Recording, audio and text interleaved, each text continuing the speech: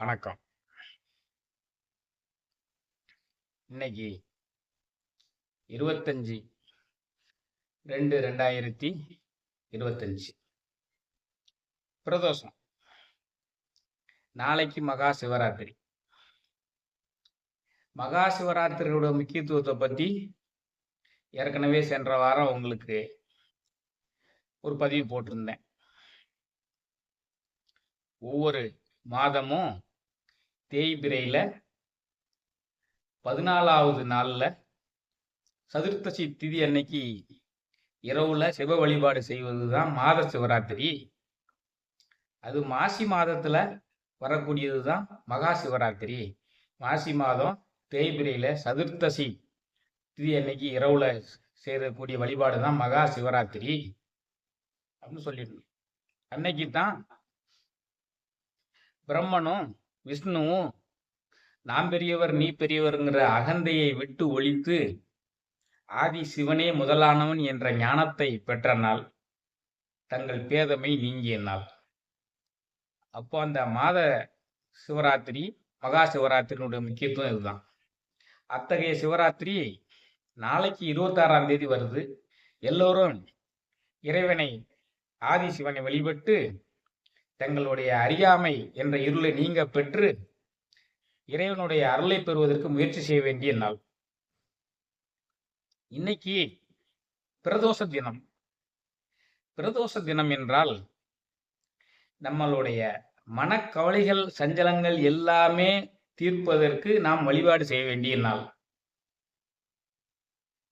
மனக்கவலைகள் எல்லாம் தீர்க்கணும் இல்லையா?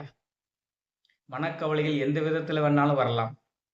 பிள்ளைகளினுடைய வேலை வாய்ப்பு, பிள்ளைகளினுடைய திருமணம், வேலை வாய்க்கும் இடத்தில் பிரச்சனைகள், பொருளாதார பிரச்சனைகள், இப்படி எந்த விதத்தில் வேண்டுமானாலும் பிரச்சனைகள் வரலாம். அந்த பிரச்சனைகள் எல்லாம் தாங்கி மேலெழுந்து வருவதற்கு வழிபாடு செய்ய வேண்டிய நாள் தான் இந்த பிரதோஷ நாள். அப்படி மேலெழுந்து வர முடியுமாங்க? நீங்க தானே சொல்லியிருக்கீங்க வினைப்பயனை வெல்ல முடியாதுன்னு. நீங்களே சொல்லிட்டு இந்த பிரதோஷ வழிபாட்டின் மூலமாக எல்லாத்தையும் செய்ய முடியுமா? முடியும்னு வேற சொல்றீங்களே, எப்படி அப்படின்னு நீங்க கேட்கறது எனக்கு புரியுது. வினைப்பயனை வெல்வதற்கு வேதம் முதலாம் அனைத்தாய நூல் அகத்தும் இல்லை, நினைப்பதென கண் உருவதல்லால் மட நெஞ்சே விண்ணுருவார்க்கில்லை விதி அப்படின்னு ஔவையார் சொன்னாருன்னு நீங்க தானே சொன்னீங்க. தேவலோகத்துல உள்ளவங்களுக்கு மட்டும்தானே விதி கிடையாது, மற்ற எல்லாத்துக்கும் விதி இருக்குதே. வினைப்பயனை வெல்ல முடியாதுன்னு சொல்லியிருக்கீங்களே, அப்ப இந்த பிரதோஷன் வழிபாட்டின் மூலமாக வெல்ல முடியுமா அப்படின்னு நீங்க கேட்கறது எனக்கு புரியுது. வெல்ல முடியும். எப்படி வெல்ல முடியும்னா, முற்றிலுமாக இறைவனை சரணடைந்து விட்டால் அவன் எதையும் செய்வான். அந்த முற்றிலுமாக இறைவனை சரணடைவதுங்கிறது தான் முக்கியமானது. இறைவன் மேலேயே எல்லாத்தையும் தூக்கி போட்டுருணுங்க. நீங்க சாமிகிட்ட போய் வழிபாடு செய்யும் பொழுது அதை கொடு இதை கொடுன்னு கேட்க வேண்டியதில்லை. இந்த பிறவியை நீ பார்த்து கொள்ளு, மீண்டும் பிறக்காமல் இருப்பதற்கு வழி செய்யப்பான்னு மட்டும்தான் கேட்கணும். எப்படி? இந்த பிறவியை நீ பார்த்துக்கோ, மீண்டும் பிறக்காம இருக்கிறதுக்கு வழி செய்ய அப்படிங்கிறத மட்டும்தான் கேட்கணும். அப்படி முற்றிலுமாக எல்லாத்தையுமே இறைவன்ட்ட ஒப்படைச்சிட்டீங்கன்னா அவன் பார்ப்பான். அதை விட்டு போட்டு நாம நம்மளுடைய பிள்ளைகள் மேலும் நம்மளுடைய மனைவி மக்கள் மேலும் நம்மளுடைய திறமையின் மேலும் நம்பிக்கை வைத்துக் கொண்டு செயலாற்றி கொண்டிருந்தால் அதற்குரிய பலன் தான் கிடைக்கும். ரெண்டுக்கு வித்தியாசம் இருக்கு. அப்ப எல்லாத்தையுமே இறைவன்ட்ட ஒப்படைச்சிட்டு செவனேன்னு இருந்தோம்னா இறைவன் இந்த பிறவியை பார்த்து கொள்வார், மீண்டும் பிறக்காமல் இருப்பதற்கு வழி செய்வார். அதுதான் இந்த பிரதோஷ வழிபாட்டினுடைய முக்கியத்துவம். என்ன? முற்றிலுமாக சரணடைவது. முற்றிலுமாக சரணடையணுங்க. யாவார்க்குமாம் இறைவருக்கு ஒரு பச்சிலை, யாவார்க்குமாம் பசுவுக்கு ஒரு வாயுரை, யாவார்க்குமாம் உண்ணும் போது ஒரு கைப்பிடி, யாவார்க்குமாம் பிறர்க்கு இன்னுரை தானே. திருமந்திரம் சொல்லுது. நீங்க யாவார்க்குமாம் இறைவருக்கு ஒரு பச்சிலை. இந்த பிரதோஷ அன்னைக்கு வில்வ இலையை வாங்கி கொண்டு போய் இறைவனுக்கு சாத்தி வழிபாடு செய்யுங்க. செவ்வரளி மலரை வாங்கி கொண்டு போய் இறைவனுக்கு வழிபாடு செய்யுங்க. செந்தாமரை மலரை வாங்கி கொண்டு போய் இறைவனுக்கு வழிபாடு செய்யுங்க. நீங்க எதையுமே கேட்க வேண்டாம். இறைவன்கிட்ட முற்றிலும் சரணடைந்து கொள்ளுங்கள், அவர் பார்த்துக் கொள்வார். அப்படி மார்க்கண்டேயனை அவர் பார்த்து கொண்டார். 16 வயசுல அவனுக்கு ஆயுசு முடியும் போது காலன் அவனை கைப்பற்ற வந்த பொழுது திருக்கடையூரில் உள்ள அமிர்த கடேஸ்வரர் காலனை உதைத்து மார்க்கண்டேயனை காப்பாற்றினார். அமாவாசை அன்னைக்கு பௌர்ணமியை வரவழைத்தால் அபிராமி பட்டருக்காக வேண்டி பேசாமல் இருந்த குமரகுருவரரை பேச வைத்தார் முருகப்பெருமான். எல்லாமே சாத்தியம். திருநாவுக்கரசரை கல் தூண்ல பூட்டி கடல்ல கொண்டு போட்டாங்க. கல்லுல ஒருத்தனை கட்டி கடல்ல போட்டா முங்கத்தானே செய்யணும். ஆனா அவர் மிதந்து வந்தார். ஏன்னா முற்றிலும் இறைவனை சரணடைந்து விட்டால் எல்லாம் நடக்கும். சுண்ணாம்பு காலவாசல்ல போய் போட்டாங்க. அது ஏசி ரூம் மாதிரி குழு குழுன்னு இருந்தது அவருக்கு.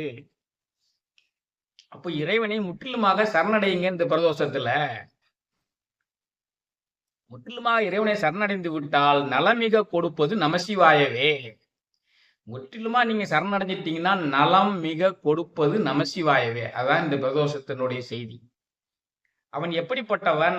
சலமிலன், சங்கரன், சார்ந்தவர்களால் நலமிலன், நாள்தோறும் நல்குவார் நலம், குலமிலராயிலும் குலத்துக்கேற்பதோர் நலமிக கொடுப்பது நமசிவாயவே. அவன் சலனம் இல்லாதவன், சலனமே இல்லாதவன். அவன் இன்பத்தை கண்டு குதூகலிக்க மாட்டான். அவனுக்கு துன்பம் என்று எதுவும் கிடையாது. அவனுக்கு ஆசை என்று எதுவும் கிடையாது. பாசம் என்று எதுவும் கிடையாது. சலனமற்று இருப்பான். சலமிலன், சங்கரன், தீயவர்களை எல்லாம் அழித்து நல்லவர்களை காப்பாற்றக்கூடியவன். சலமிலன், சங்கரன், சார்ந்தவர்களால் தன்னை சேர்ந்தவர்களுக்கு எல்லாமே நல்லது செய்யக்கூடியவன். தன்னை சேராம விதண்டாவாதம் பேசிக்கொண்டு கடவுள் இல்லை என்று மறுத்து பேசிக்கொண்டிருப்பவர்களை தண்டிக்கக்கூடியவன். சலமிலன், சங்கரன், சார்ந்தவர்களால் நலமிலன். சார்ந்தவர்களால் நலமிலன். அவனை கடவுள் இல்லைன்னு சொல்றவங்களுக்கு அவங்களுக்கு அந்த புத்தியை புகற்றக்கூடிய அளவுக்கு தண்டித்து அவனை ஆட்கொள்வான். நலமிலன், நாள்தோறும் நல்குவார் நலம், தினந்தோறும் நல்லதையே கொடுப்பான். குலமிலராயிலும் குலத்துக்கேற்பதோர் நலமிக கொடுப்பது நமசிவாயவே. நீ எந்த குலத்தில் பிறந்திருந்தாலும் முற்றிலுமாக இறைவனை சரணடைந்து விட்டால் உனக்கு எல்லாமாக அவர் இருப்பார். ஒருத்தர் கண்ணையே பிச்சு கொடுத்தாரு. கண்ணப்பர் பன்றிக்கறியை வச்சாரு, அவரை ஆட்கொண்டார். பாம்பு கடித்த சிறுவனை பிழைக்க வைத்தார் திருநாவுக்கரசர் மூலமாக. இப்படி எண்ணற்ற அதிசயங்கள் செய்து காட்டியிருக்கிறார். அதான் நலமிக கொடுப்பது நமசிவாயவே. சலமிலன், சங்கரன், சார்ந்தவர்கல்லால் நலமிலன், நாள்தோறும் நல்குவார் நலம், குலமிலராயிலும் குலத்துக்கு ஏற்பதோர் நலமிக கொடுப்பது நமசிவாயவே. இந்த பிரதோஷ தினத்துல இறைவனுக்கு பிடித்த ஒரு பச்சிலையை கொண்டு போய், அந்த செந்தாமரை மலரை கொண்டு போய், செவ்வரளி மலரை கொண்டு போய், வில்வ இலையை கொண்டு போய் இறைவனுக்கு சாத்தி, இந்த பிறவி உன்னிடம் ஒப்படைத்து விட்டேன். இந்த பிறவியில் என்னை கடை தேற்று மீண்டும் பிறவாமல் இருப்பதற்கு அருள் செய்.